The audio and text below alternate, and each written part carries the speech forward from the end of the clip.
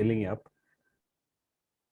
So this is actually, I think, sixth or seventh in a series of various sessions that we have been doing based on the feedback that we've got from the member companies. But I think this specific session is truly an on-demand one because during the last GTech Leaders Meet, there was a specific ask from one of our members. I think Fayaz is already on this meeting and is requesting if we could do a panel discussion on the experience sharing of from some of our leaders.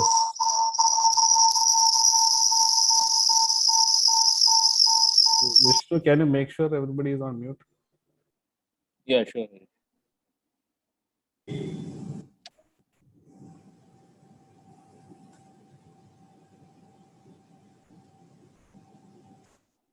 Okay. So what I was saying is this this is truly an on-demand session because there was a request from one of our members during the last leaders meet to set up an experience sharing session about scaling up. So that's how we started. I think, to be frank, well, we're quite overwhelmed by the amount of participation and the kind of questions that we've got already. So we're just trying to see how much we can cover and how useful we can make it. So the format, we have actually divided this into multiple sections or themes which we thought are relevant about this topic. So we will start with a short intro about the panelists today, so that the audience has a background on who the panelists are. Most of the leaders that we've got today doesn't need a formal introduction, but still, we'll start with an intro about the panelists that we have, and then continued by, we will take each theme and then listen to the experiences regarding that theme. And also we've got some questions from the audience, so we are thinking to cover some of the questions that we can. So I'd like to invite the panelists for today, leaders who have volunteered to do the session for us. We have Binu Jacob from Experion Technologies. Welcome, Binu. Thanks, Harish. We have Vijay Kumar, CEO of INAP. Welcome, Vijay. Thank you, Harish. We have Suri Amarnath from Thoughtline. Welcome, Suri. Hi, Harish. Hey, hi. And we have Rajesh Unni, founder and director of Think Palm. Welcome, Rajesh. Thanks, Harish. Pleasure to be here. Okay. So we'll start with a 2-minute intro of our panelist. Binu, can we start with you? Vishnu, can you please put the relevant slide? Yes. So you'd like to have an intro about the company at a high level, right? Yeah, basically just a high level so that the audience understands that. Right. I think the slide is pretty much covering most of the information.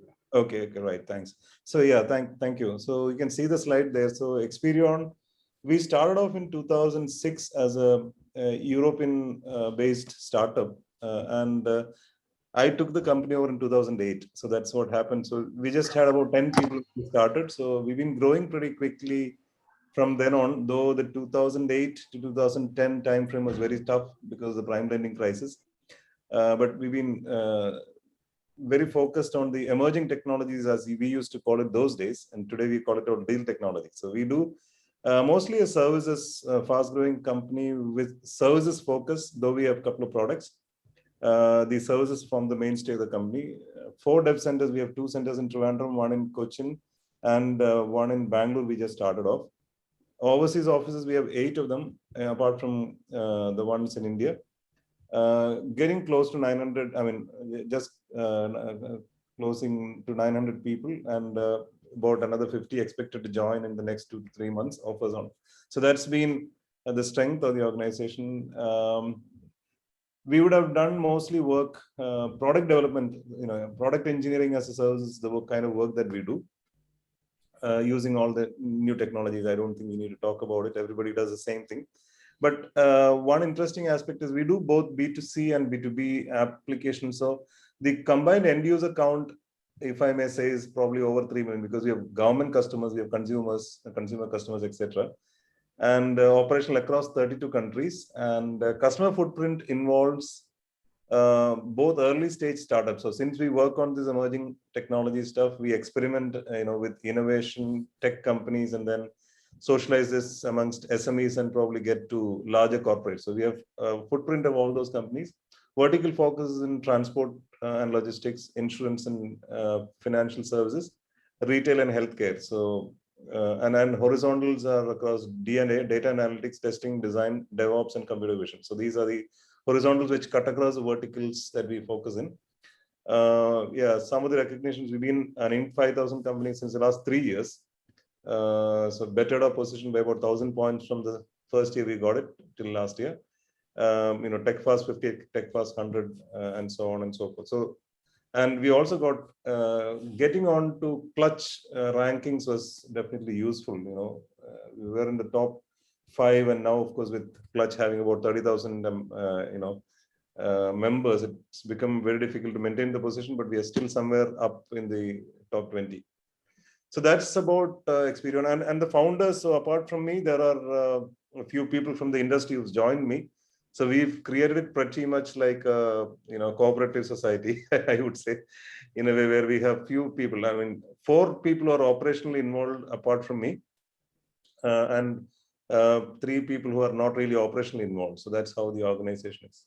And so that is at a summary level about Experion. And any other question, we can always take it as we go. Thank you, Binu. I think we just lost the screen sharing from Vishnu, so let me share my screen. Vishnu, are you able to share again by any chance? Okay.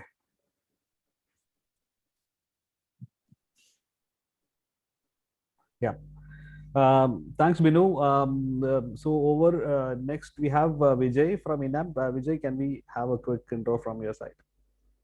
Sure. Thank you, Harish. Thanks also to GTech for organizing this, especially you yourself, Harish, as a person who's leading the People Focus Group, and Vishnu and the leadership of GTech. Even as I speak, I'm very aware that there are many people who are far more experienced than me in this group. So I'm also looking to kind of learn a lot from this session, as well as, of course, be more than happy to contribute any of my own experiences. INAP is a company that was started in 2000. We were 4 of us who started the company then. It really was not a company that was started with a let's do business, let's make tons of money. It was more a lot of professionals who came together with the interest towards growing a technology company and a place for good learning. So there were folks, so I did my engineering CET and did my MBA in School of Management Studies. My partners have backgrounds in IIT, IIM, Wharton Business School. So a lot of people who were professionals with backgrounds in good technology companies who came together. Very early on, we had some successes working with the likes of Sun Microsystems and so on. In terms of who we work with, it really is a large spectrum. We do have some Fortune 500 companies. Like Binu said, a lot of the work that we do is really for product engineering for companies, and many of them also startups. So it's a whole gamut of size of companies. It's also a whole gamut of technologies. It's a whole gamut of verticals. And that really is not a great thing. It's something that we are looking at now to kind of refocus a little bit. But that's a little bit of what who we are. And personally, I had taken a break from the company after 10 years, which was in 2009, largely to kind of do some more interesting learning pursuits. I continued on the board of INAP, so I was not disassociated, but not in operations. I came back into operations and took over 3 years back after the sabbatical. The challenge really for me has been to retain all the positives that is there in the company, but yet try and establish significant growth. I use the word growth and not scale for a reason. It has been to kind of establish significant growth. We've been reasonably successful last 3 years. We have grown about 70% over where we were, which is quite reasonable. But more important than, I think, the top line, I think what has been beneficial for us really has been the bottom line, which is grown by about 3x in terms of reserves that we have compared to 3 years back. And that's been something which has been incredibly helpful for us. And maybe some of that will come into the discussion as we go as well. if you see the top of the slide, it says a scaling goal, and you should not put that one. I wonder if that should be a growth goal, because 3x is not what scaling perhaps means. But really, that for us is currently quite aspirational. A services business is actually very, very difficult to scale. You can grow it, but to scale it would be extremely difficult. But we're also looking at scaling, for which we're also having a couple of products that we are currently involved with. One of the products that we are working with, it's a company where we acquired majority stake in the US. And that's a company which is into a enterprise application, which currently has Amazon and Under Armour as customers. So once we get the hang of that much better, I'm really hoping that we can change this growth aspiration to real scale aspiration. So that's a very quick introduction, and happy to share thoughts again as we go. And thank you again for having me on this webinar. Thank you. Thanks, Vijay. Rajesh, can we have an intro from your side? Sure, Harish. Thanks for inviting me here, and GTech, thanks for inviting me as one of the panelists here. So like Vijay said, happy to share some of our humble growth stories. I'm one of the founders at ThinkFarm. So along with Manoj and Santosh, we founded this company way back in 2010. Like any other Indian entrepreneur story, we were working together in our previous organization called Axel Transmatic, where we had good kind of ambience to think about entrepreneurship under PJ San's atmosphere, where I'm sure PJ is known to most of the people out here, as well as to the entire Technopark community. So Manoj used to handle the Japanese market. I used to handle the EMEA market, and Santosh was handling the telecom vertical from a technical side. So we joined hands together way back in 2010, primarily to create a global product engineering company, right? Primarily focusing on the value-added engineering aspects. And like any other startups, we were slightly different in terms of our launch. Most of the startups tend to launch their services or their growth story from a US market. So we were slightly different. From that context, we launched our entire business in two challenging markets, I would say, from Israel and Japan, where the two buzzwords are generally quality and IP security. Right. So the reason why we launched again from these two markets was more due to the relationships that we had in those markets. We had some trusted customers who believed in our vision, to be honest. And as a startup, generally the other major problem which most of them tried to solve was investment, right? So from that perspective, we had a very friendly investor, an encouraging investor who is still very active in our growth story, or a scale story, I would say.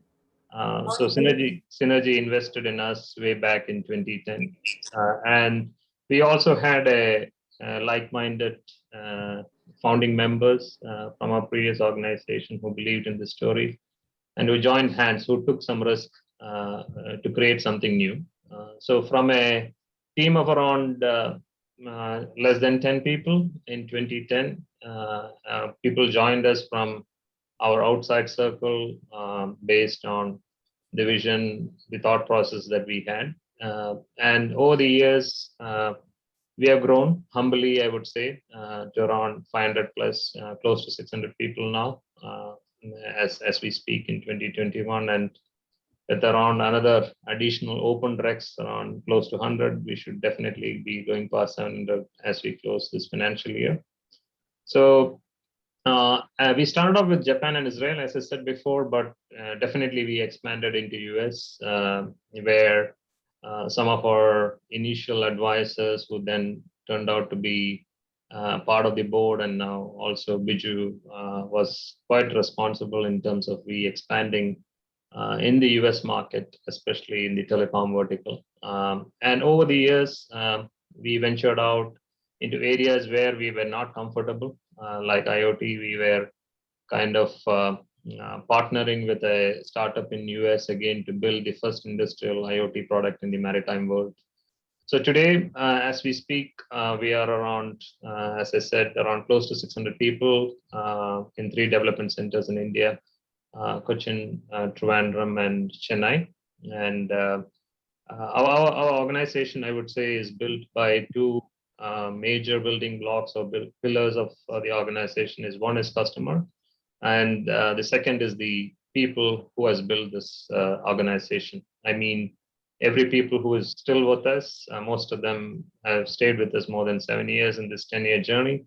There are a few people who left, and there are a few people who joined us over the years, right? So whatever we have built together in 10 years is contributing to the customers and the people that we have internally at ThinkFarm. And we pay a lot of attention to the culture that we have within ThinkFarm, which is built by the employees, I would say, the workforce that we have. And that's one of the reasons why we are one of the top 50 great places to work consecutively over the last 5 years. So that's a quick intro about ThinkFarm, and we'll be more than happy to share some of our humble knowledge that we have gained in the last 10 years. Thanks, Harish, and thanks, Jeetak, again for being. Thank you, Reggie. Thank you, Reggie. Thanks a lot. Suri, can we hear from you about your experience so far? Thank you, Harish. Thank you, GTech, for this wonderful session. Looking forward to the learning process, just like most of us here. ThoughtLine was started in 2008. We started ThoughtLine in 2008. I have a partner, his name is Kranti. He manages the US operations while I'm running the show here. So in 2008, as most of you can guess, not the most auspicious year to start a business. So we started the business with the hope that we have one client, and then the global economy crashed, and we ended up with 0 clients at the beginning itself. And then it took probably a year or so for us to actually start some work. We did have a team, so we had to struggle and survive for a year. And then, slowly started building up. The team size grew. And in 2013, we moved to our own office here in phase 3. As you can see in the very descriptive slide there. In 2017, we did incorporate ThoughtLine Europe. In fact, yesterday was the 4th anniversary of ThoughtLine Europe. And here we are in 2021 with around 220 people spread across India, Europe, and US. We are primarily into enterprise software development, mostly focusing on Microsoft technologies. Of late, the last 2-3 years, we are into open source technologies.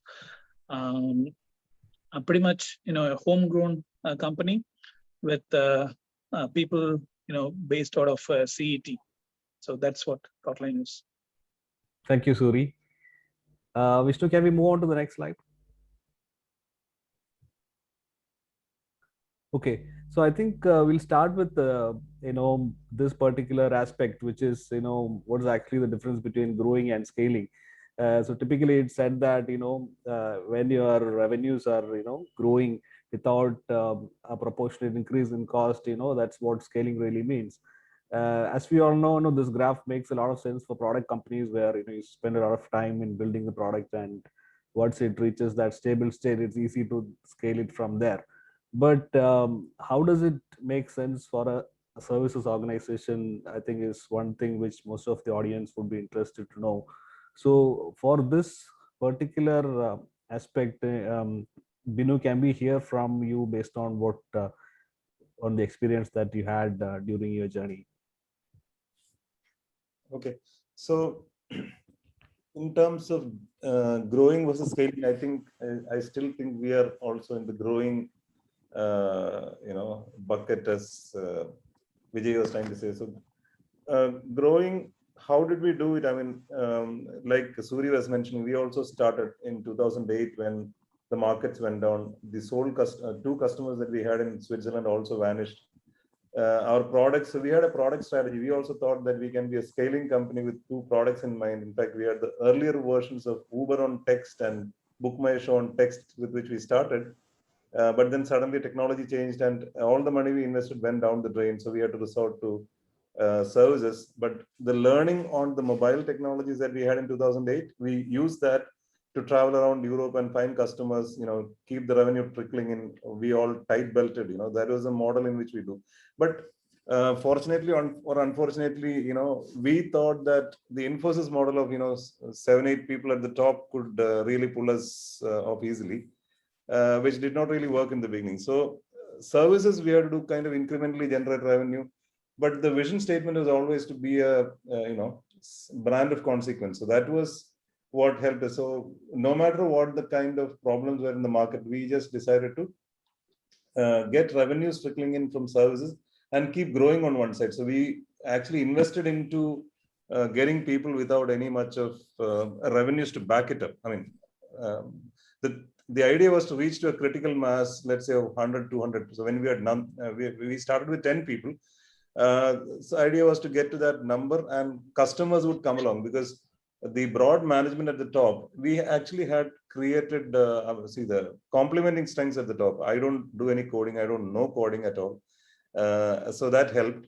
It is more about sales and business development. So there was very strong focus on sales and business development, getting customers to believe us. While the delivery team that we had, like the 3 people who are in India, Suresh, Jamie, and Sri Kumar, ex-Nest, and the others 2 ex-IBS. So they had very adept delivery skills, and the team also were brought in by them. Their own trusted lieutenants were brought in. So we created the second layer of delivery capability, and then started going out and getting business from the market. So use the connections in the beginning. Did not really worry about profitability.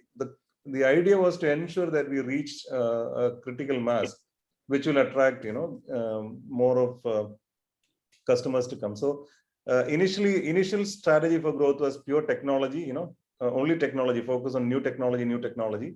And then slowly we shifted gears to being domain focused, bring all those projects in the domain and show some domain competency, narrow band, and then move on to enterprise. So that is how we actually went ahead growing. So once you get one customer of significance, and you're able to kind of replicate that, showcase that, and then get more customers.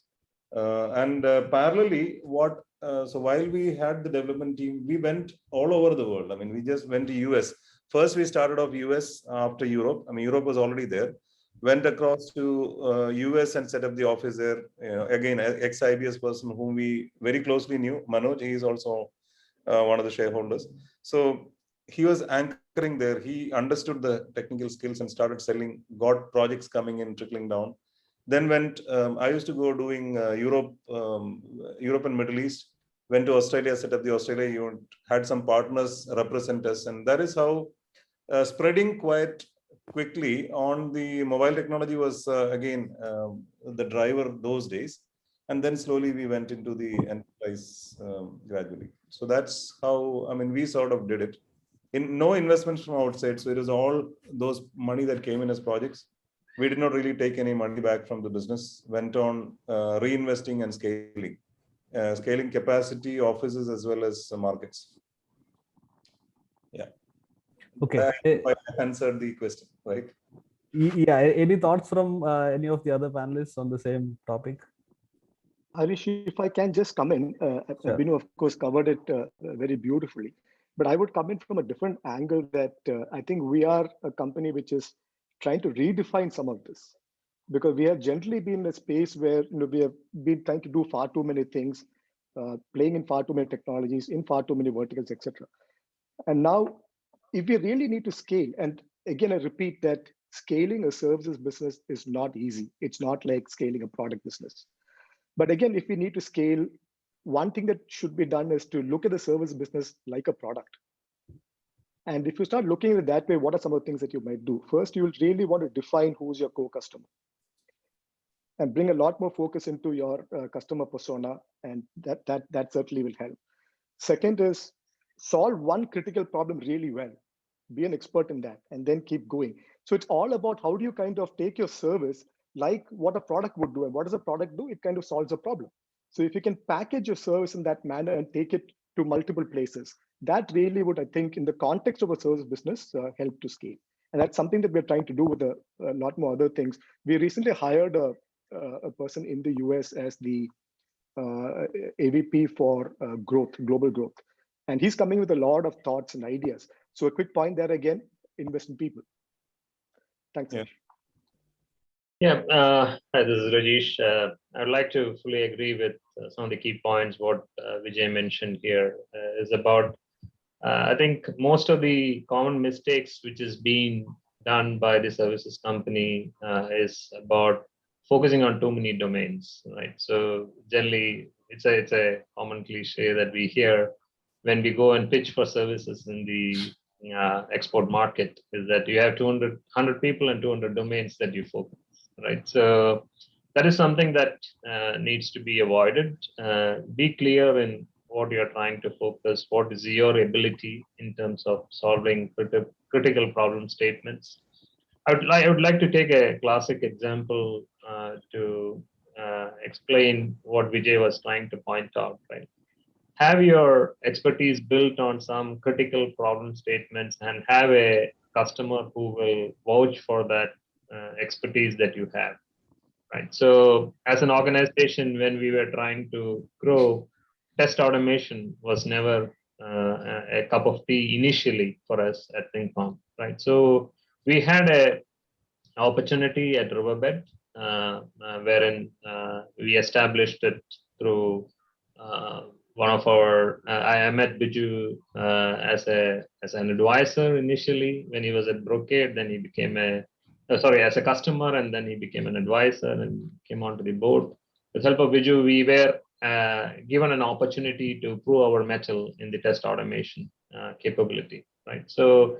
And we were pretty successful in solving some of the test automation issues for Riverbed. And when Vineet moved from Riverbed to Cohesity, we became a default choice to solve the same problem for Cohesity, right? So that is just one example that I want to kind of highlight here is about focus on identify your core strengths, which is your cup of tea, and invest there as much as you can so that you can have a repeat case studies in those domains, which will enable you to grow your business in a very structured fashion and in that area. Also, don't get stuck to the same concepts and same aspects that you do in that particular vertical. One example would be telecom expertise that we have internally. So initially, our folks were pretty strong on protocol and all those aspects, but the industry started moving. So we need to also move along with the industry, right? So that's where we invested in the SDN and NFV capability internally, which paved way for critical growth that we had with existing customers as well as with potential customers that we have. So that is an aspect of the growth. And from growing to scaling, I think organically doing it will take some time. At some point, you need to identify as an organization when you should do the inorganic growth or inorganic move, which will enable you to scale from growing to scaling perspective. Those are a few thoughts from my end.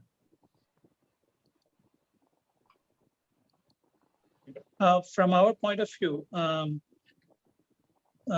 I'm glad to see that a lot of our thoughts converge here. Primarily, what we did was we focused on a single domain, single client, literally for a very long time. We doubled down on them for nearly 10 years, and threw all our energies towards that. All our growth has been, what should I say, powered by that one single act. It is not the preferred way to grow, probably, but it worked for us, maybe because we were at the right place at the right time. And also, we made that as a part of our strategy also. We really didn't go after a lot of different domains or different clients. We thought, no, this is our strength. Let's put all our effort into that. And that has worked for us. And towards the last few years is when we have been looking at growing outside of this, what should I say, our comfort zones, and it has been a learning process. It is a lot more tougher, but we are going on that side also. Great. I think that was a great theme to start with, to get very interesting viewpoints. Vishnu, can we move to the next theme, please?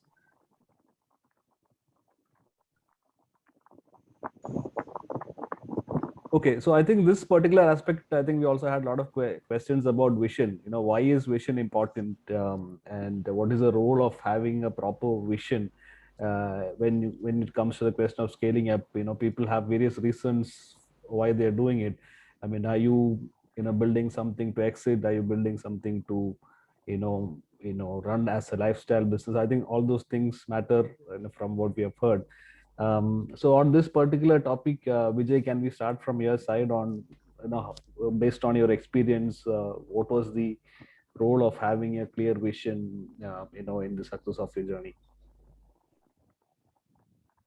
Sure.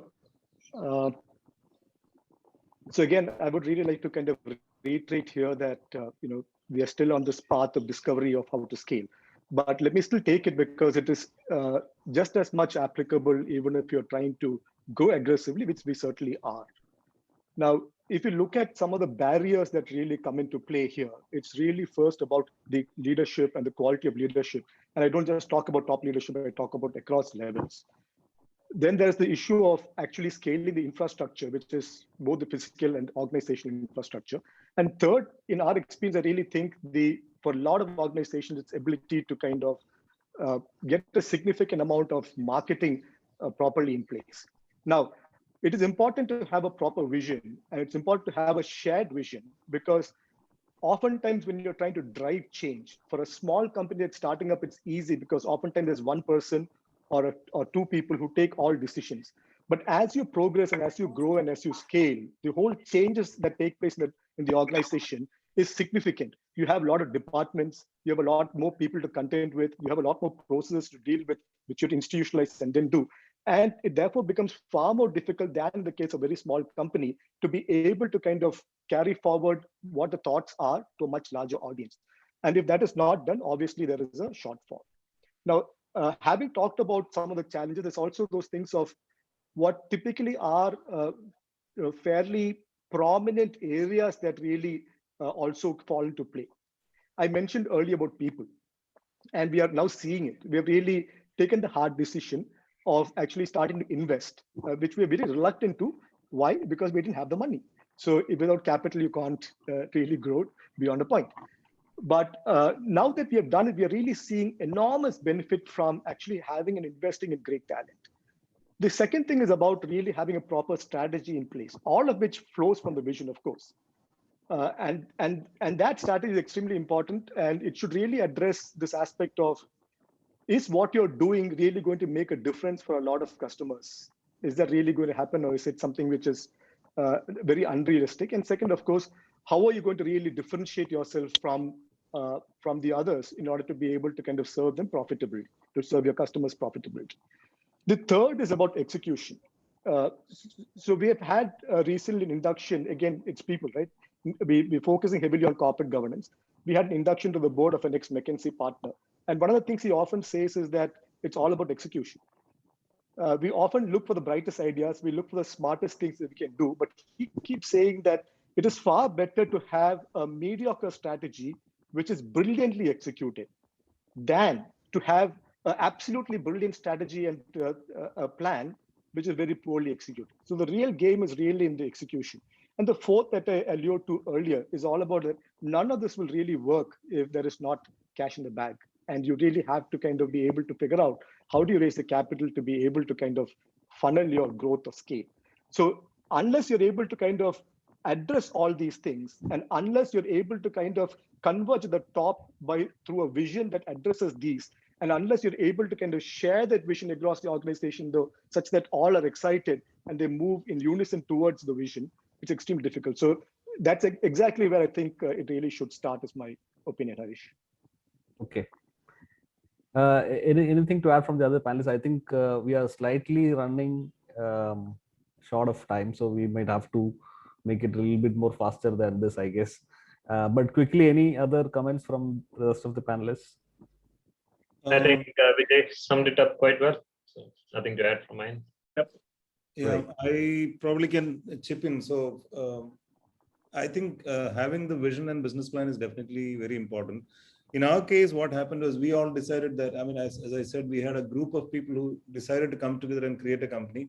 The reason behind creating company was obviously some of it was patriotic, some of it was also the realization that we could do things probably better than where we currently were, because most of the work that we do in IT was not really successful. In many large companies it becomes just execution of screens and combo boxes and so on. So we felt that there could be much better value kind of created, and customer was a focus point. So we created a vision statement where we said we want to grow and create lots of The health department accredited 2 more labs on create wealth and employment around, and also return ROI to customers. So that was prominently figuring in our vision statement. Ensure that customers get some value. So it again was built into the processes, and we always continuously when hitting the heads of employees that look after the customer, he'll look after you. So I think that excellence in delivery and really finding out ROI, if they invest, let's say X dollars, can we deliver 5X? And that becomes a discussion point during the project analysis phase. This was pushed all the while. And I think that helped in terms of getting references and so on. So I think, so that vision and business plan. So then you keep on seeing how we can actually scale across the years. So it definitely is important to answer the question from Harish. Vision and business plan, yeah. Thanks, Binu. So quickly moving on to the next theme, Vishnu, can you please go to the next slide?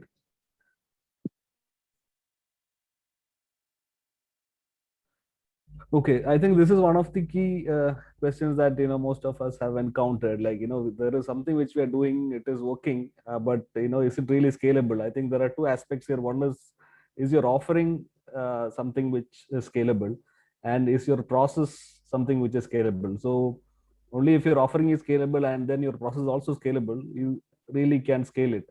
So on this aspect, can we hear from you, Suri, on how you, or what are the challenges you faced when you were trying to scale your offering, and when you were trying to achieve the scale, what kind of processes you had to put in place, and what are some of the challenges you faced during that period?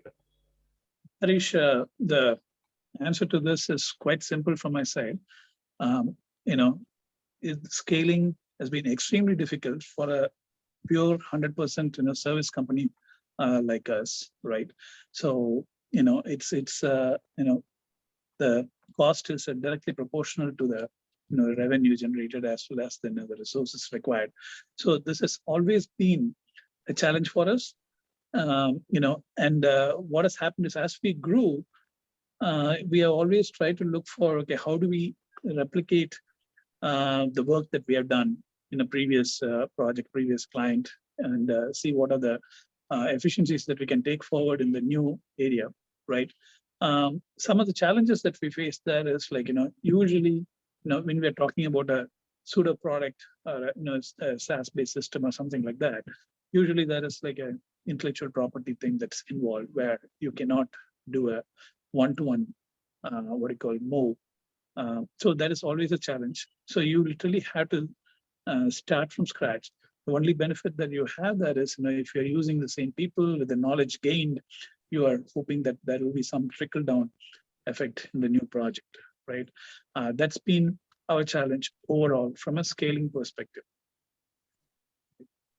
Thanks, Suri. I think there are some questions also regarding this from the audience. We have a question from Faiz, who's asking whether, how do you bring about operational efficiency through process and tools that's related to operations? And we also have a question from Manoj of Techrista. He was asking how to scale a business from one to many, and what are the challenges faced during this. I think from the rest of the panelists, any thoughts on the general topic as well as some of the specific questions that the audience is asking? If I may add one more thing, Harish, to that, what I said, so one of the questions that we also ask while we try to do this kind of efficiencies is, what is the purpose behind it? Is it purely from a revenue point of view, or is there something else? One of our concerns or goals always has been, we shouldn't be doing this or doing for the sake of scaling at the risk of jeopardizing existing clients, existing businesses, and the resources, right? And the team also, right? So, those things are finite, right? You can, just because a person is an expert, there's no point in putting them across 4 projects and, burning them out. So it's not just the clients and the resource, the business side of things, but also the team side of things. Okay. Anyone would like to add anything to this from the rest of the panel? Sorry, I was on mute.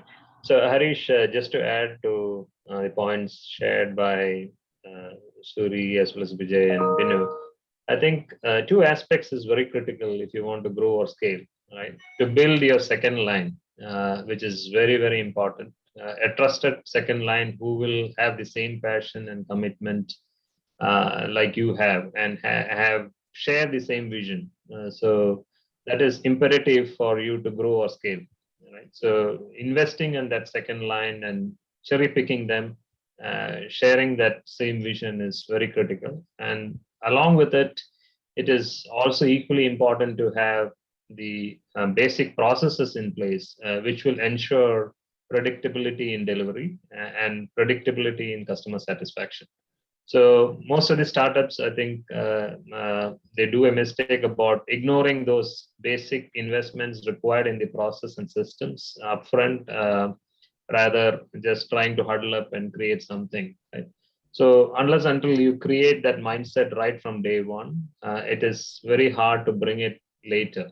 So you might have challenges in establishing and pushing through that processes when you have different lateral talent coming in from different organizations. And also it is equally important to understand what is our weakness in terms of processes and fix them with relevant hires from external world.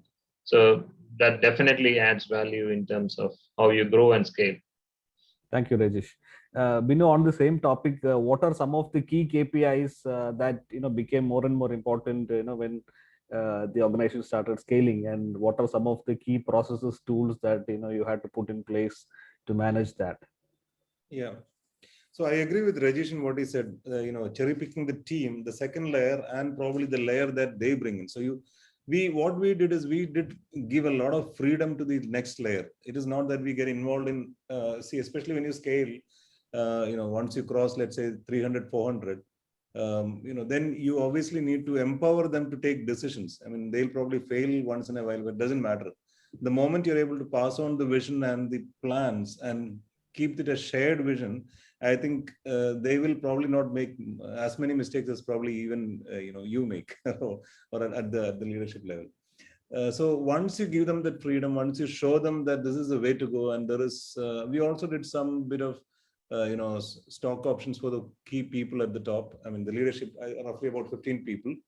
That really helped. And referrals, they bring in people, especially if you're able to find business, then they kind of bring their trusted lieutenants who will be proven people, to do that. And in terms of tools and so on, we did have the Atlassian tool, the entire suite of applications we bought. A lot of these automation tools were introduced. That investment will actually help a long way in ensuring that you're able to monitor and see how your business goes. For example, very strong MIS, getting people, billability, deal P&L for every deal, and most of the time project managers are not really commercially savvy. So make them also commercially savvy, make them accountable, give them mandates for growth. So all of that, if you get them involved in pre-sales, even delivery guys, can you make them part of pre-sales and get them to actually carry growth numbers? So all these things, and then incentivize them. So incentivization and all, we did not really do a lot of it, but off late we've been doing that. So that all helps, getting them to be sharing the growth mandates. All right. I think we will go to the next theme. Vishnu, can we move to the next one? We're getting a lot of questions from the audience. I think we will take it one by one as we go.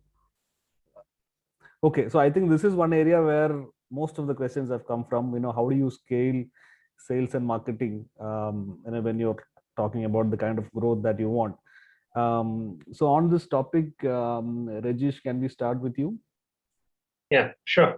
So with the humble knowledge that I have, I'll be happy to share how we see it internally, right? So the first and foremost, I think what we need to focus here is about what is the total addressable market that you want to go after, right? And that is something which you need to be very conscious and critically evaluate internally with a few key pointers, right? One is to see whether do you have enough people or enough potential, and I mean people, enough potential customers in that total addressable market which you can go after? Is it a sizable number?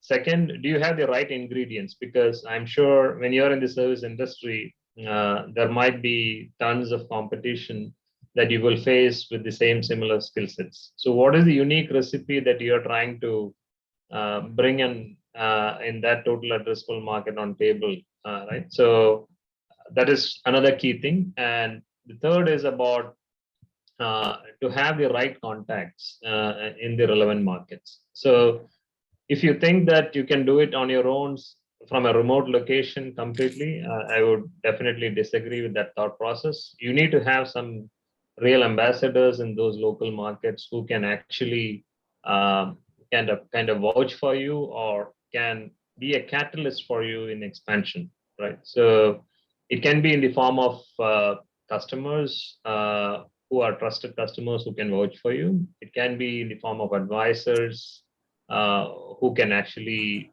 guide you in terms of how to penetrate in different markets. It can be through partners. We have tried and tested, I should be honest, all these three models. The partners, again, sales partners can be engaged in different models like a retainer plus commission model and a commission only model and things like that. So generally, as a startup, when we are or as a medium-sized company, when we are trying to grow, we may not have the enough budget or the capital to invest in sales partners on a very long-term basis. So you need to be very pick and choosy about it and see it is a result-driven environment. And more than that, I think just relying on the external factors is not an ideal thing. It should be a combination of your own internal sales team who focuses on different markets for organic growth, but the inorganic growth or expansion should definitely come through the local channels, I would say. Okay, taking one question from the audience on this topic, Finney Matthews from Quadrants has asked, how can services companies scale without significant investment? Yeah, so I think ideally, if it was possible, everyone would have done it. But I think if you need to gain something, you need to shell out something, right? So you need to be quite conscious about shelling out what you can and maximizing it. I think without investments, if you want to gain something, my humble experience says that it is close to impossible. But you need to actually think through in terms of where to invest and who to invest, right? So we have burnt our fingers also in the past, in the last 10 years, in wrong investments, where we quickly learned and we kind of corrected it, and we have forged relationships, which is better from a result-driven approach. Got it. Harish, can I just qualify that just a little bit? Sure. While I completely agree with Rajesh, completely. Now, the reason I think the question comes in is also partially in the manner in which our own existence was for many years, which is that you're actually cash starved. And of course, if you had cash, you would probably think about how to put it to good use, but you are cash starved. So there is a struggle, and there is only so much you can honestly do, and I completely agree with Rajesh on that. For us, the last 3 years, when I made my initial introduction, I was saying one of the best things really is that the last 3 years, we really worked on our bottom line. We really worked on creating reserves. one of the things we recognized in our own organization is that there's a significant weakness in sales and marketing. And now today, with having created some good reserves, today we have hired the person who was a customer, who is still a customer of ours for 13 years. He was CEO of that company. He was moving on. And today he's joined us as the person who's going to be driving growth. Fantastic work he does. I'm learning from him, interestingly, because he just does beautiful work. So there's a whole lot of work he's doing with inbound sales and marketing. He's driving about 31 initiatives right now. On outbound marketing, which is where earlier we had not had the liberty of taking hired investments in the marketplace, but we're doing it now. We're going to further that. We may not further it by having more people directly, which is what Rajesh was suggesting, but we have interviewed about 30 odd different organizations, which are the sales development representatives in the US. We have narrowed it down to 3, and end of the month, we'll finalize with 2 of them. So parallel will run with 2 sales organizations so that if one fails, we still have one runner that can come. So a whole lot of that really is driven by one simple thing. What is that? Capital.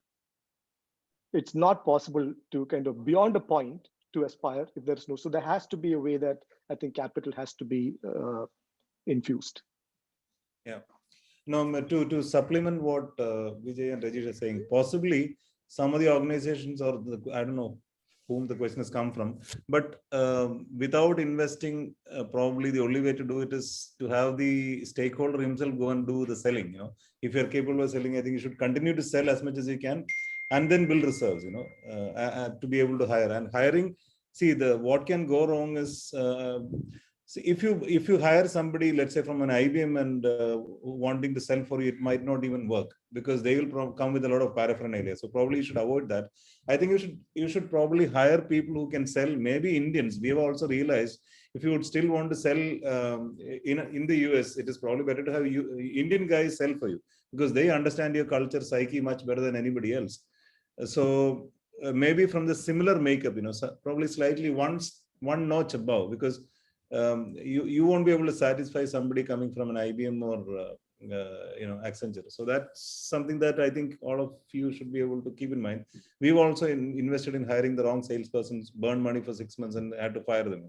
So that kind of a situation always comes in. So I think there is a cultural match even for the sales guy whom you should actually be calling in. And that cultural shift will gradually happens. As you become bigger, you will probably be able to get people who can take us to the next pedestal or next level. Thanks, Binu. I think one question, follow-up question on this comes from Gautam Shankar of Kimball Electronics. Is asking, how do you qualify a market to decide if you want to enter that market or not? I think any of the panelists can take this. No, I think traditionally, if you look at it, the 70% of market lies in the US, or 62% lies in the US. So US should be the biggest market for anybody because that's where the consumption is, then followed by probably UK, then Japan, Europe, ANZ. So I think there is enough market. I don't think market is the problem. So if you create your offerings and capability, just follow the market where the business is. I don't think entering for a services company of our size, probably for a large company, it is an important decision whether to go and set up an office in Kuwait or small markets like that. But for us, I don't think that we should worry so much about the market, especially when we are seeing doubling the IT business in the next 5 years. If we can really focus on those areas, then there is definitely market out there. I mean, that's my personal take. Yeah, another $1 million question comes from Venkatesh Tyagarajan of Cabot. How do you acquire larger clients? I think this is something which everybody is keen to know. Yeah, so we can talk about our personal experience, Harish, here. To acquire a larger client, you definitely need the first and foremost is the perseverance, right? So we have a very large client today, which is one of the Fortune 50 client. We have been chasing that customer in a persistent manner for the last 2 years before we cracked in, maybe 2 years back, right? So the value that you should bring on table should be emphasized on a constant manner, and the engagement model with this larger customer should be more a relationship driven model than a contractual driven model, is my perspective. So you should you should always try and sense an opportunity where you can prove your value. From larger clients, is never the cost; it is the value that they evaluate, and the agility that you can demonstrate. Right. So that is a core thing which we have tried to focus in terms of encashing larger clients or large ticket customers, and you need to wait for that opportunity. As and when you have the opportunity, you need to have the right mix and be persistent about the same. Yeah, I would like to give another perspective. To answer that question, I would say that it is extremely difficult. It is not easy. It's also again about asking, can I marry my son off to Ambani's daughter? It's not possible, right? So business is like a marriage only. So unless there is a match in terms of values, unless you have something very specific niche, let's say a product that you can offer to a large company, getting through their procurement and their processes is going to be very difficult, especially if you're talking about a tier 1 customer, let's say in the US or things like that. But there are some areas there where they might not be able to get it regularly from a TCS or Infosys, and you might probably have an entry, that special niche where you probably can make an entry. Otherwise, it's extremely difficult. Persistence, yes, pays off if you can demonstrate the value, and if you have some sponsors there, it's easier. Otherwise, it is very difficult to get through the process, and till such time you become sufficiently big enough, it's a step process. That's my personal experience. Thanks, Vinod. Question to Suri on this. So there is a question on what's the difference between scaling up a B2B versus B2C. So Suri, I mean, having Thoughtline and also the B2C brand called Hopon, what is your experience and what's the difference between the challenges faced in scaling one versus the other? Huge difference, Harish. So having run or experienced the service industry for probably close to 10 years, trying to do a product, and that too, in a totally different area, e-commerce, hyperlocal, with a lot of on-the-ground touch points, logistics, totally different kind of people management, etc. It's like night and day. So it's still an experiment, ongoing experiment, right? And it's not easy, and it is not something that we realized that it is not something that we can do simultaneously, sharing our energies equally. It's not possible, and it also requires a different mindset, whether it's thinking or going after the market.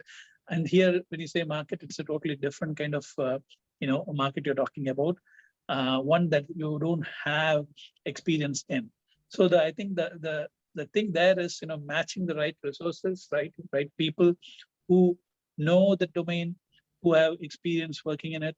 So from our perspective, it is a learning experience every day, and it's going on. And probably like most like any other, I would say, e-commerce entity right now going on, it's a cash hog. It is something that's burning pretty much a lot of money. But what we know for sure is there is demand. There is something in it. Need to crack it. Only thing is, people who are cracking it are people who are getting 100 million, 200 million investments pouring in. Apart from that, we don't see people actually cracking it on their own so far, right? So from a learning perspective, huge. From doing something different, totally out of your comfort area, huge. From making money point of view, nope, not it there. Thanks, Suri. I think we have had enough coverage on sales and marketing. Vishnu, can we move to the next theme?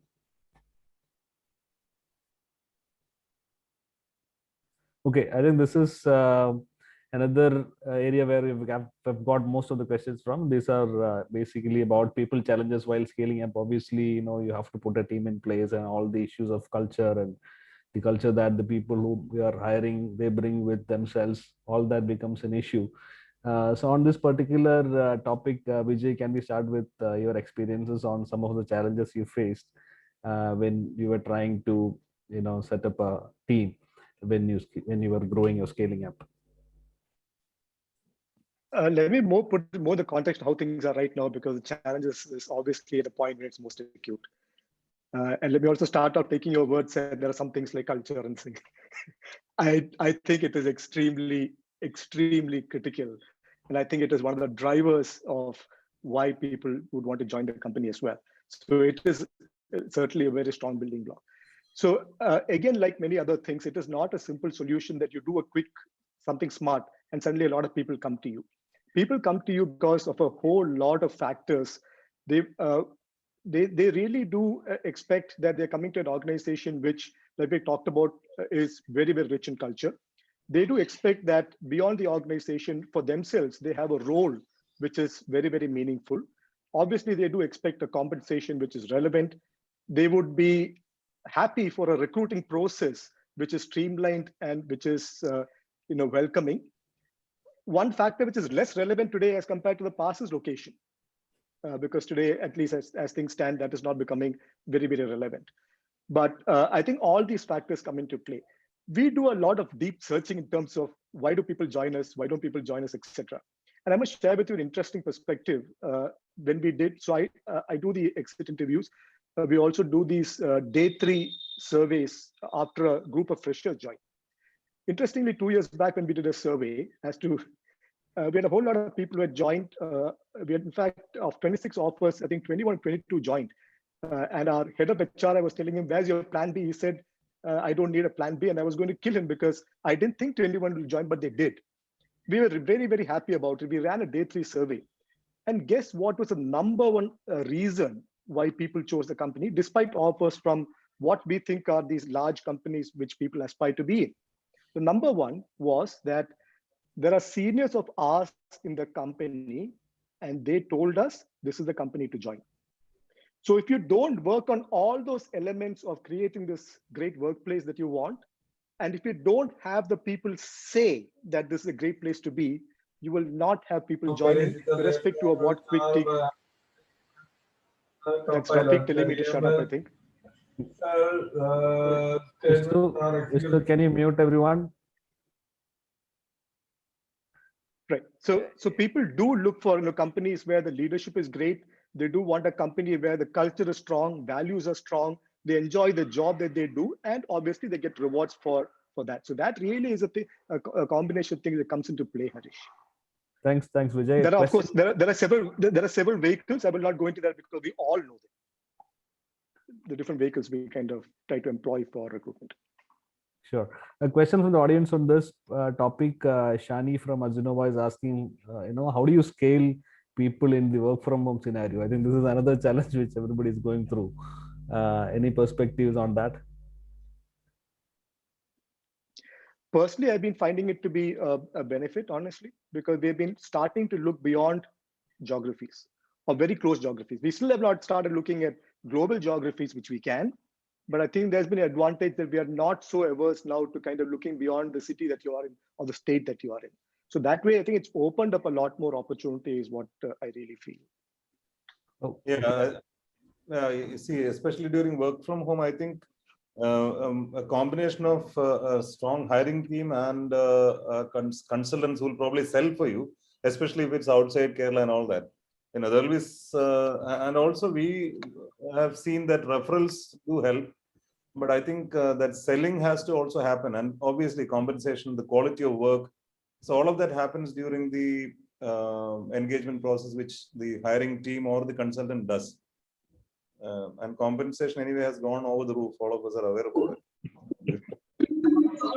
I think just to add to what Binu and Vijay talked about, the presence about your work culture in the digital space is very important. Right? These days, all the potential candidates or potential employees who would like to join you have their own research mechanism, and they do research about an organization quite in depth, right? So the presence of your work culture ethics and work culture practices in the digital space is equally important. I think there's a question from Thomas from Zixware on specifically about how do you build the second line of leadership. So this is about leadership hiring. Any thoughts on that? So, Harish, this is something that we've been working on off late, I would say. So, we can share some experiences from our side. For long, it was basically in a thought line as a 2-person show with, we doing everything from getting snacks to giving presentations to the clients for a long time. So when we realized, okay, beyond 100 people, we cannot handle individually. So that's when we started thinking about this. And so far, we've been lucky enough to bring in some people who have helped us move along in this direction. But that's not going to be enough. A few people, 1 or 2 here. So one of the things that we are looking at is how can we groom our in-house team into the second line or even third line of leadership, right? So everyone has to grow from their current location to the next role. So what we've been trying to do is, identify the people, and that's probably the easiest part of the whole job. Is who are the standouts. Also, with willingness to move up. There are people who are very content with what they're doing right now. So best to leave them do that and do what they do best, right? Once we identify it, then basically see what is needed for that role and ease them into it. So typically what we do is we start with a period of 3 to 6 months. Okay. For example, if it's a senior developer, we want to move into a tech lead role, or a tech lead who wants to move into a manager role. We say, hey, we can consider you for this role, but you had to prove that you're capable of this over the next 6 months. Of course, we will help you along the way. And once you are there, the role is yours, automatic. So that's one way we are looking at it. And how we help them is start involving them with almost all the interactions needed for that role. Some of them in a silent position, attend the meetings, whether it's a client, a prospect, team, whoever, right? And then as they show the inclination towards that, bring them in and make them do those things. Step away a little bit and put them in the front and support them from behind, right? And we see that yes, it is a long process. It is not an easy process, but it is a very rewarding process both for the person involved as well as us, because nothing's better than seeing the people who have grown with you get into newer roles, right? So that is one way we are trying to do this. This is all in-house grooming. So I'm not getting into external hiring side of it. Thanks, Suri. Suri, I think many smaller, if you're in a smaller company, possibly smaller in the sense if you're mid-size, possibly it may be a good idea to also look at getting the second tier from, let's say, the likes of Infosys or a UST or wherever. There is people have seen large customers, good processes, and it will also be a motivation for the youngsters in that small company to see somebody from Infosys coming. And if you can actually sell dream and the vision of the company as to this is how we are going. Let's say you have a solid customer and then you are expecting to find a few more. So can you sell your vision to that particular person, 1 or 2 people who can come in? That can be a leadership team that can be able to stabilize, with processes and all that. I think that is also one approach that can be adopted, but it's not easy to convince somebody from, like you said, shake somebody out and then who's very comfortable to come in. So he'll always have the appetite if he's coming, and if he's proven. So that's probably another approach. Yeah, I think I want to say something, but I know that the wiser person in this room is Rajesh, so please go. No. Just a quick point to add to what Binu said, right? It is a very, very important point which Binu emphasizes about bringing in talents from a larger organization who has seen a larger picture. And you should also be quite aware that when you bring in such a talent, don't expect that person to follow what is there inside in your organization today. He will challenge the status quo, and he or she will challenge the status quo in terms of systems and processes that you have. And you should also have the mindset to give him the freedom to change what it is today for the betterment of tomorrow, right? So, and you should also try to get the current peers in the organization or be part of that onboarding process, right? Or the selection process, wherein you will have very less resistance when that person is onboarded. Sorry, Vijay, I should have. No. A great point, of course, that you, Binu and Rajesh made. I would just perhaps say that that's really addressing how you would bring in a lot of good leaders and managers into the company, and definitely getting people who are wise and experienced is useful. But again, delving into how do you develop people who are probably already there, and if that's what it is, I think that would be more about the ability to kind of empower, and I'm using buzzwords, empower, delegate. These are extremely useful. Now, there are these three aspects, which is about accountability, responsibility, and authority. Oftentimes, what we do is we give people responsibility. Sometimes we hold them accountable, but most times we don't give them the authority. So that is, I think, the key thing. If you really want to develop leaders, give them the space, give them the authority, empower them, and they should be free to make mistakes. As long as they're bona fide, live with it, but they'll grow from it.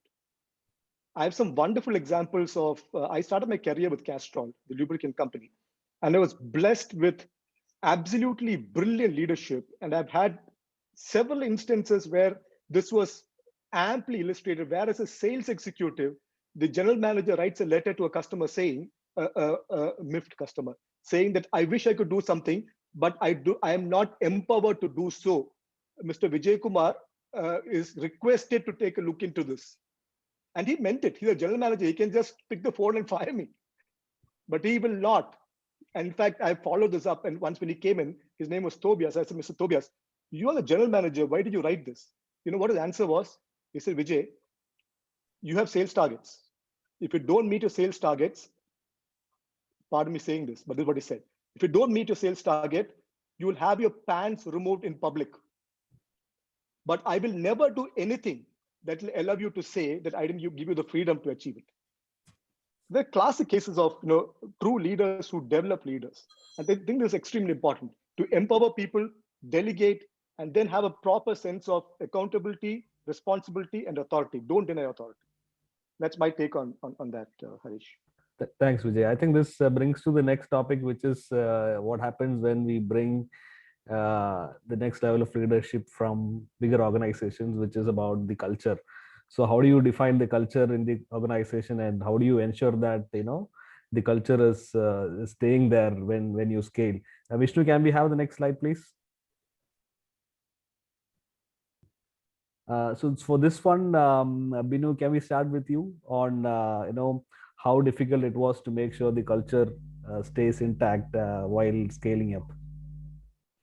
Yeah, no, I think it's a lot about propagating the personalities that you are. At least, see, it's about the core leadership team actually who can propagate that culture and values. I think you define that, and then I think you need to talk a lot about it, do interventions, and then continuously course correct. That's the only way to do it. I mean, for us, I mean, we talk about integrity, we talk about respect for individual, and we talk about customer empathy and all of that. So I think you need to have points to reinforce and reiterate these values through examples that happens in a project. Like, for example, customer empathy. We employees make a mistake, you go out and then talk about it and say that, okay, let's do it. We have to be responsible to the customer. Let's do it free of cost. So you make a lot of fuss about it, and then people will think about it and say, this is something that won't be pardoned in the company, right? I mean, customers should be looked after because they're the ones who are going to give you food. So those, it is important to kind of pick the value system that is appropriate for you as an owner of the company, and that can be practiced, and keep reinforcing that. It's very important, I think. Thanks, Binu. Yeah, please. Harish, I think it's just beautifully put by Binu. And personally, I have really want to drive this hard. So I keep reiterating the values, and there are 4 of them. First 2 are what Binu said. Let me not go into that. And there is a tremendous benefit by keeping on reiterating, and slowly you'll start seeing change behavior. On your question, if you have somebody from a different culture, large company culture, something that you mentioned, coming in, culture is not something that one person changes. Culture is so prevalent in the organization that one individual, unless the individual is that dramatically of a problem nature, does not change it. They come and fit into it. In fact, that's the beauty of it. Once you establish a culture, people fit into it. So I don't think that's a great danger, is my honest take, Harish. Yep. So I think what we have seen in many cases is, there is, each person brings, his own culture, values, and, in the end it becomes a mix. And the culture of the company it becomes hard to be identified. So I think having a strong reinforcement would help solve that, I guess. Okay, I think we are really running out of time. We have 2 more things to go through. So this is about governance and compliance. So we have seen that in many cases, entrepreneurs have done all the hard work. They've, increased the revenue, scale the companies, brought in or got into the investment stage, and then realized that, there have been a lot of complaints, backlog, and that becomes a showstopper in many cases. So on this particular aspect, Rajesh, can you give us some inputs on some of the similar cases that you've seen, or how this Sure. became a crucial part? Yeah. So, Harish, I think I'm not the best person to talk about compliance, because in ThinkFarm, the compliance and governance is actually handled by the tough nut, we call it, Manoj, because I think it is primarily based on the policies, which is kind of defines the organization, right? So you need to have a clear-cut, fair policy established across different areas of the organization, right from HR to the people aspects. So there needs to be a good amount of thought which goes into it, defining a fair policy for everyone. And the key is to maintain that under any circumstance, irrespective of what costs it, right? So the wish list to have a good corporate governance and policy is good, but the key is to ensure that it is executed well and at all times, irrespective of the circumstances or the consequences. So you need to, and it can't be done by just one individual, I would say. You need to have an ecosystem for that, well defined. And I go back to earlier point of Vijay, to give that ecosystem the authority to implement those policies. I think that's the short answers. Binu, a question to you on the same topic. What are some of those key compliance areas that you would alert for early stage companies to start following from day one? Right. So, if you ask me, normally business, when you are in the setting up phase, you're always very busy with running after getting business and getting it executed and earning the money, But I think it will be very important to focus some bit of time on the governance of the board. I'm talking about board, constitution of the board, having board meetings on a regular basis, 3 months, it is mandatory.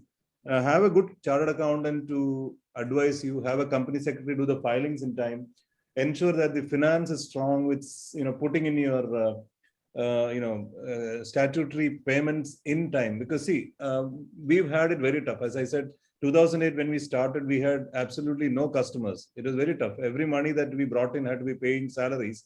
You forget about, you can't, it is not forgetting, but you can't really get all those commitments met. Then what happens is you end up paying fines, and fines are very, very nasty. It is not simple interest. It is going to be, apart from the interest you pay, you've got to pay fines, which will eat into your own available capital that comes from your customer. So that has to be very solidly seen, so try and ensure that when you put up this processes, the chartered accountant and company secretary will tell you what to do. Have a good set of people who are experienced to run your board and the compliance. And board also, if you're able to get somebody from outside who understands how to run a board, how to define your annual budgets, how to stick to that. Once you reach a certain size, it is important. If that is, if you're able to sit in a board meeting, understand those things, and next time, 3 months later, if you come back and you're not doing it, it will be difficult to sit in that room, right? So that governance and compliance will help if you're really wanting to scale. And if you don't do that, you can't scale. Absolutely. So I think you should spend some time and energy on that.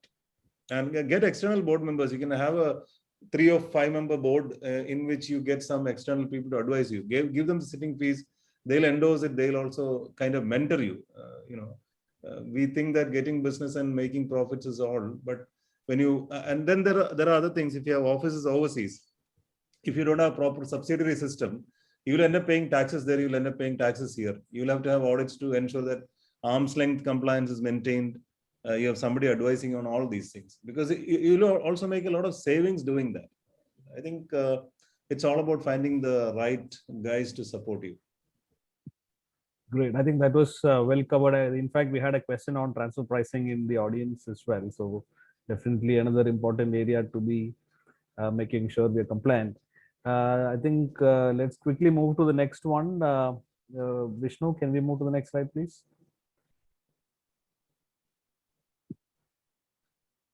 Okay, I think this is the most important piece where, obviously we all know that, the scaling up requires investment. So the question is, how do we get investment to scale up? So there are a lot of questions around, can we get money from our operations and use that for scaling? Is that model really feasible? Or, you do a M&A, or you find individual investors. So there are a lot of options out there. So on this aspect also, Binu, can we start with you on what are some of the challenges you faced with investment when you were trying to scale up the organization? Yeah. So investing, I think if you are not valuable, don't go for investments, because you will be sold cheap. So I think you should probably strive to create the value, and you can see there are various means to raise the initial capital. I think the cheapest or the easiest is to get loan from, again, it depends on the phase of maturity that you are in. So if you have not really built enough value, try and get loans or things like that. Let's say, for example, you can get MSME, CGTMSE loans for about 2 crores is possible now. So build some capacity where you are valuable. It's like, so let's say go on buying a bare land. There is nothing on the land. You plant rubber trees and you start tapping, right? It will take 7 years. So till you are in the tapping stage, you won't get any valuation. Nobody will come and buy your rubber plantation for anything. So bare land will be cheaper. So it's the same analogy that I would like to draw. So try and build your organization to the size that you think you should attract capital. And when you're able to attract capital, you should be able to consume capital. See, supposing you go and get $1 million from somebody, can you really consume that $1 million in the timelines that you would want to return that money to him? So, I mean, somebody investing 1 million probably is a too small an amount, but let's say you're raising 10 million, then you should be in a position to return at least 30 million to him in 5 years or 3 years. So you should find the avenues for consuming capital. Do you have the salesperson? Can you hire a salesperson? I have a classic example where I've seen companies get a lot of capital and then spend that money through 10 salespeople. Nothing happens. You hire the IBMs and then you end up losing all the money. Then what happens? So readiness to consume capital is one criteria for attracting capital. Strategic M&A, again, if you have built competence, when you should be able to get a decent share of returns when you're going to exit. So strategic M&A is also the same thing.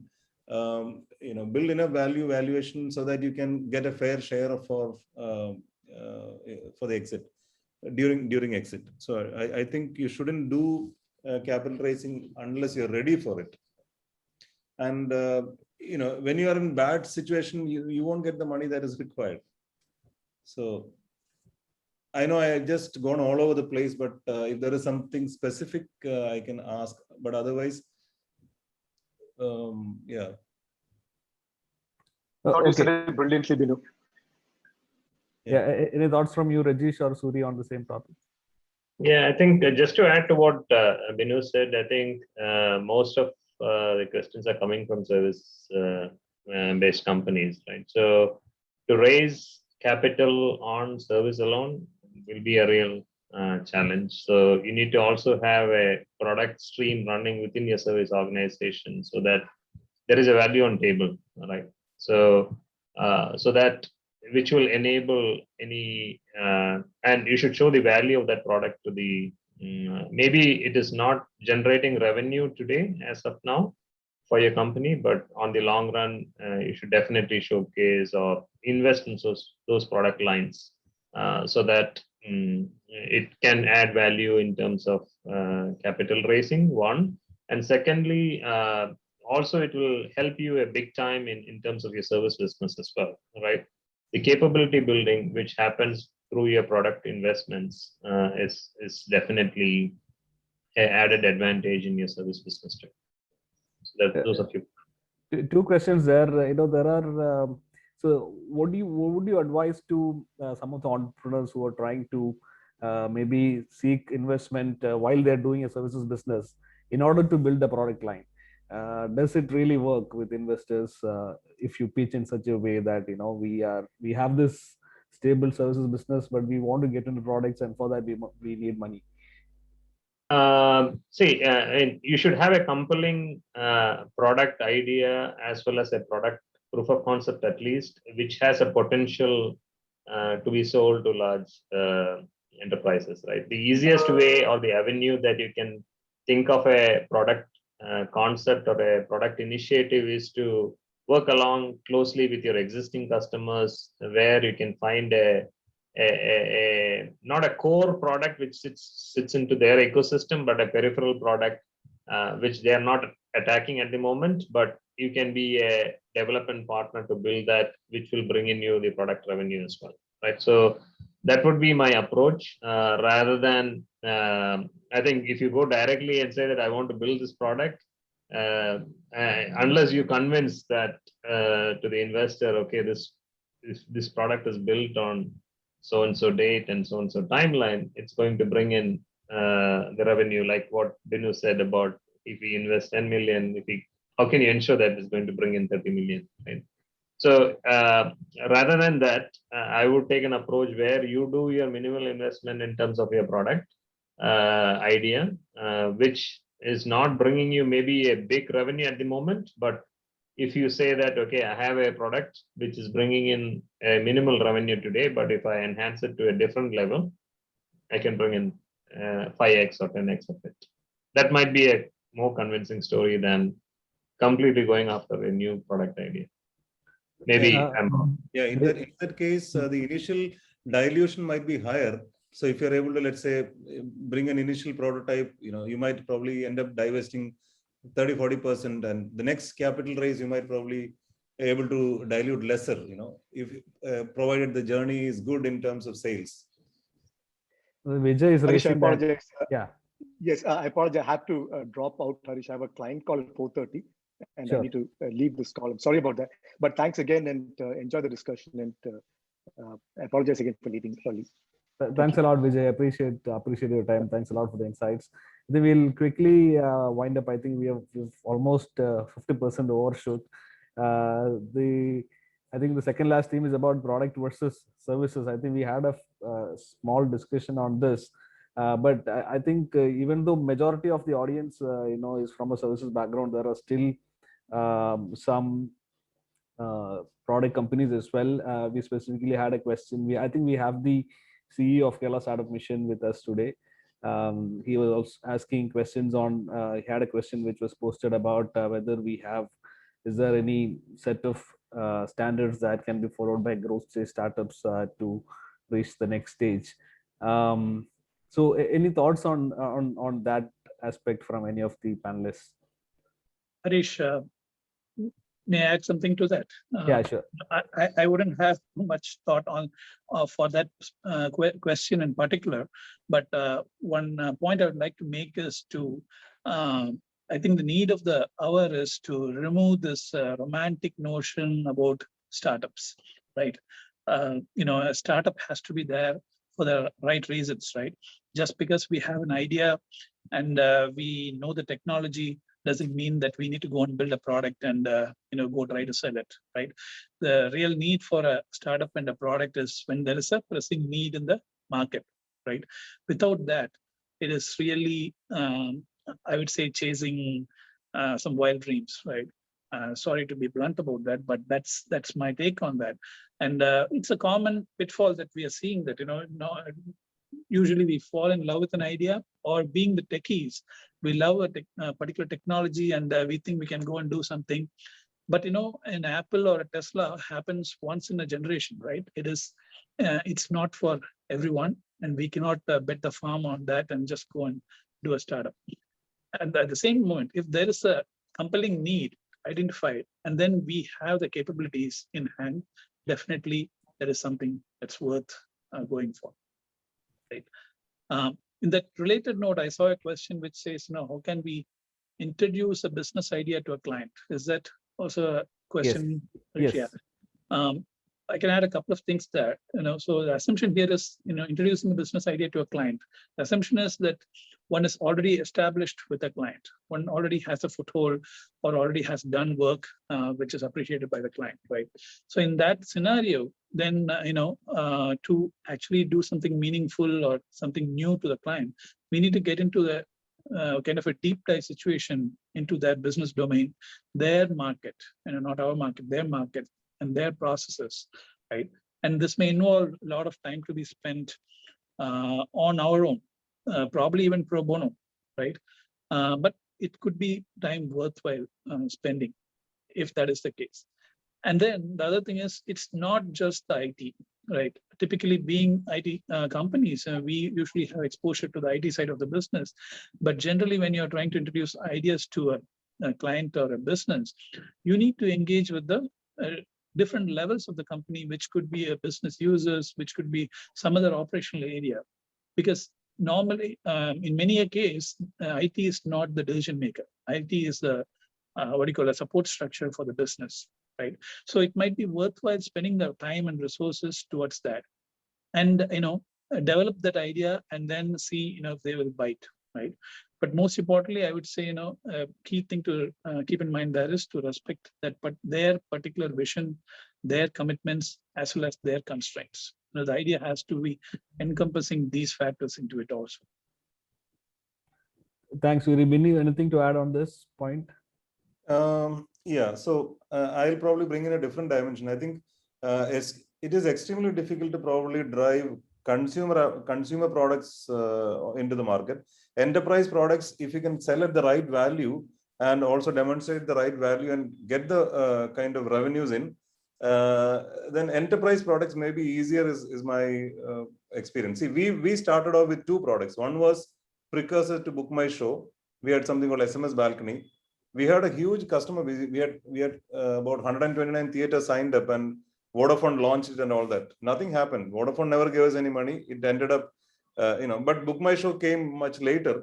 And even interesting product, Uber on text, as I told you in the beginning. We had a brilliant idea. You text taxi space airport, some driver from nearby calls you. It was much before the Uber idea came in. There were no apps those days. We had location-based services and apps to actually, we had about 22 drivers signed up. Vodafone launched it again exclusive. They wanted it exclusively because they felt it was a great idea. Nothing worked. We never knew how to raise capital. We could never go launch it, and apps came and see what has happened to Uber. So consumer product is extremely difficult. Whereas we had two enterprise products, two products. One made some money, but we decided to drop it because it's very difficult selling and branding and marketing it. So we could possibly have done it, and similar companies have succeeded. So sales and marketing, enough capital, that is where you require to raise capital, showing the future value of the product, future revenues. If we can actually raise capital, extremely good. Now we have another product which is in the small ERP for port management. Can you get $500,000? Look at IBS. IBS has got so many products. one is for staff travel, all enterprise products. They are selling. Customers will give you, you develop it ground up. Customers will give you the same money, brand it as a product. You can do it.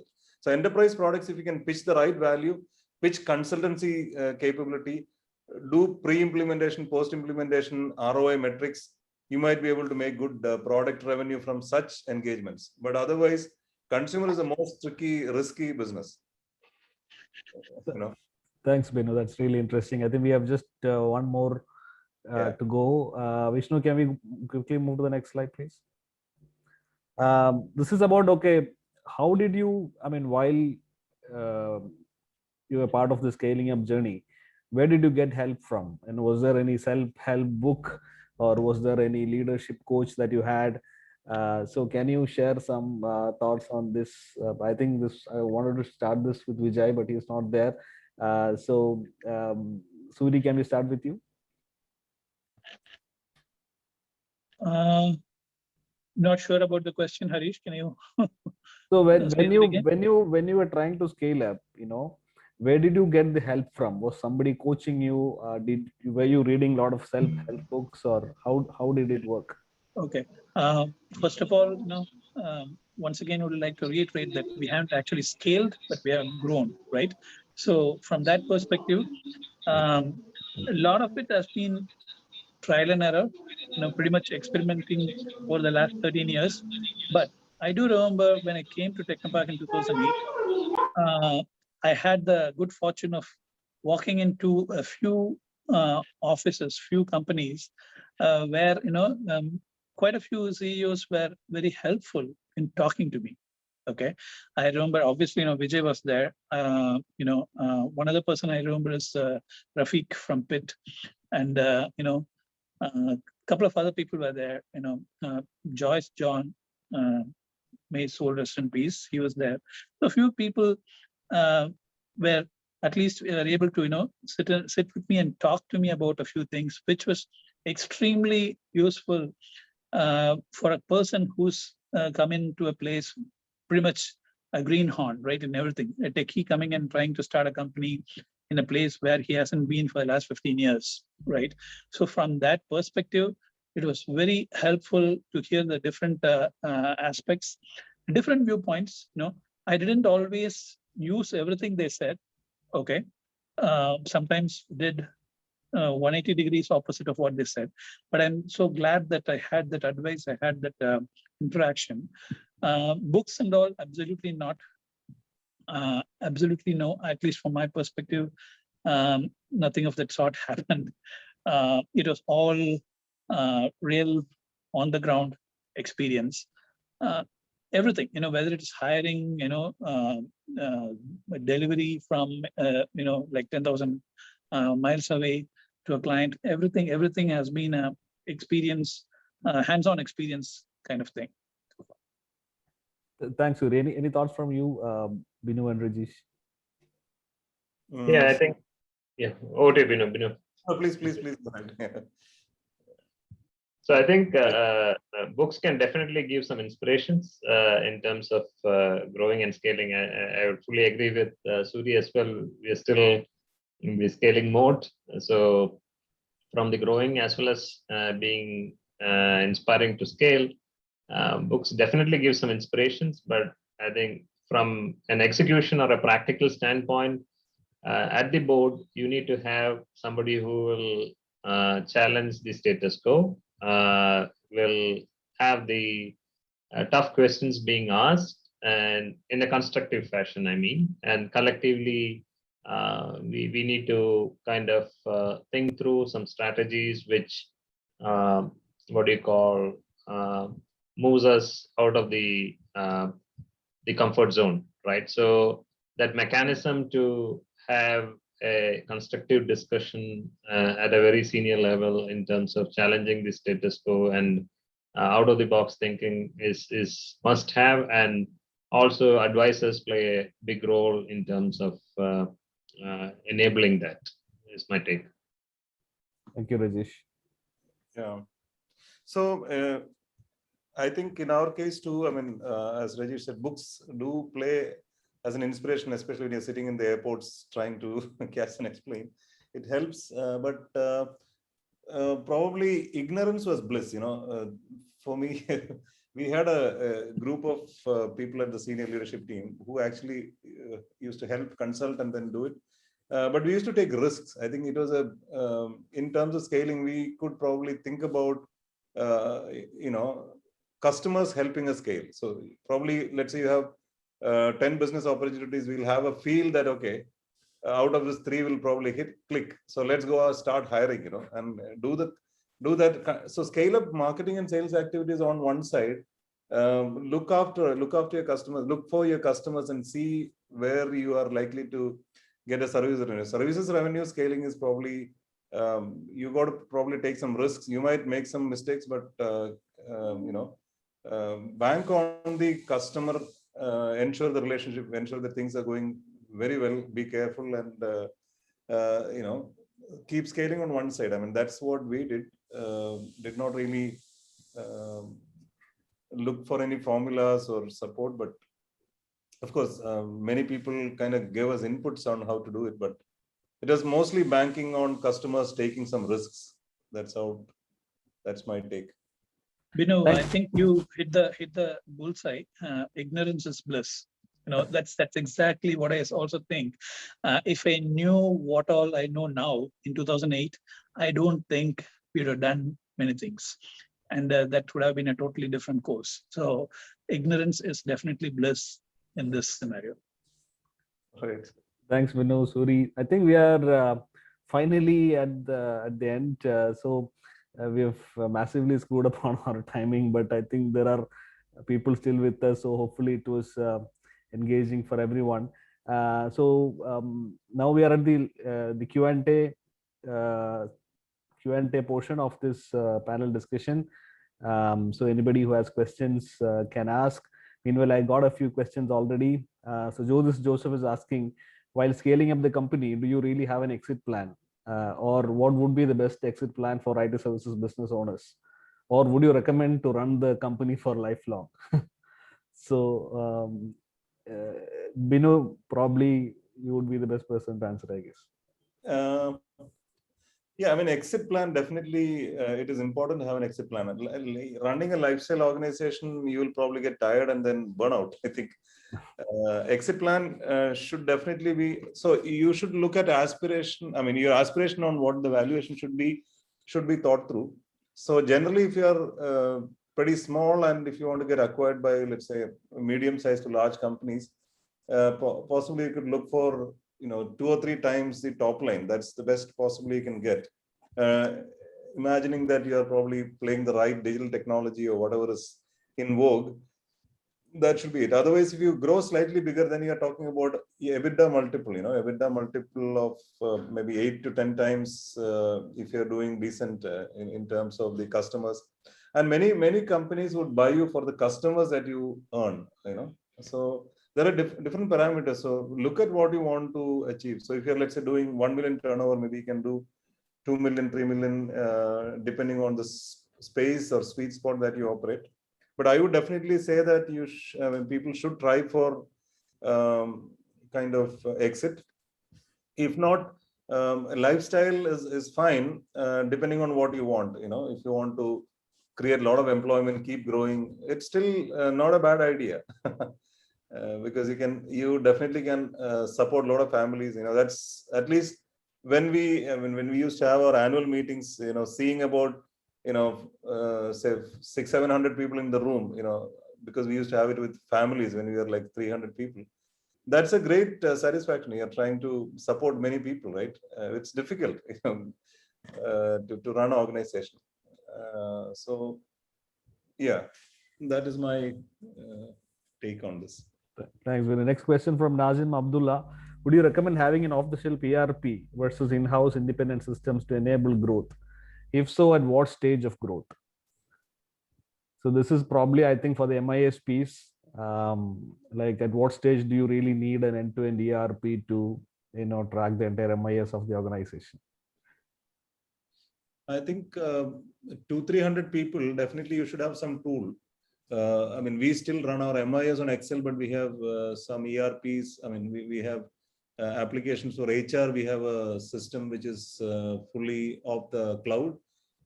Again, finance, we have an application. So all these tools, and primarily for pre-sales and sales management, we have a tool. I mean, we are using Zoho. But I think we require to have an integrated application between all this if it's possible, because automation can save a lot of pain for the employees themselves, and primarily for the strategic management. So it is required to have a tool. And anything beyond 100 people, I think it will be useful to automate some of the functions, each of the functions, I would think. Payroll, HR. Yeah, I agree too. I think 100 would be an ideal taking point, beyond which, if you're trying to scale without the tools and automation, it's going to be a challenge. Yeah. Yep. In fact, we are trying to build something on our own. We explored multiple tools. We didn't find anything which was like having end-to-end coverage and giving a CXO kind of a dashboard, which was useful for companies like us. So we thought of building something. It is in the early stages actually. This question from Jazad: what is your thought on developing open source products? So I think maybe like an Odoo, which started open source and then later came into the enterprise business. Any thoughts on that?